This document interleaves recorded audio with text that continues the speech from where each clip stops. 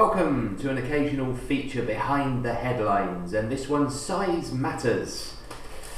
So, in one of the weekend papers, the money section was an article which was all about smaller companies, why investing in small companies can pay big. Now, I remember this argument really discussion from when I first started as a financial advisor. The theory being that if big companies are doing well, that money will filter down to smaller companies. An example given at the time, this at the end of the 90s, was that, for example, if British Airways are doing well, then they're going to refurbish their planes, kit things out. So, for example, a smaller company, maybe one that manufactures fabric for aeroplane seat covers, would also be doing well. So you have this trickle-down effect of money in funds.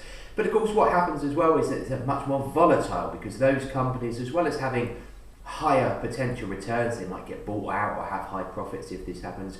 The downside is that they can fall just as sharply.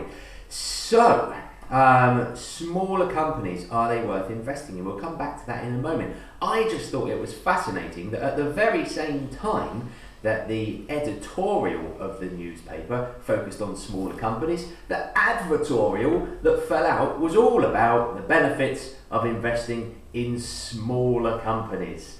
For growth, you need to invest. It's how small businesses become businesses. And of course, this is one of the latest fads at the moment with these things like crowdfunding, internet funding, small groups that bring together private investors rather than have to be big venture capital groups to put money into startups. So of course, yes, it can be a good idea. Yes, there can be great returns. Yes, there can be tax breaks. But yes, it is highly volatile. So, if you want to speculate, if you wish to try to beat the market, then small companies are as valid a niche as any other. If, however, you are just a regular, longer-term investment client, such as most of Green Financial's clients are, i.e. not wanting to speculate or beat the market, sock it out of the ballpark, you just want returns over and above inflation in a tax-efficient manner, then we would still recommend that a well-diversified portfolio, which of course smaller companies would be a part of, would be the way to go. So, there we go.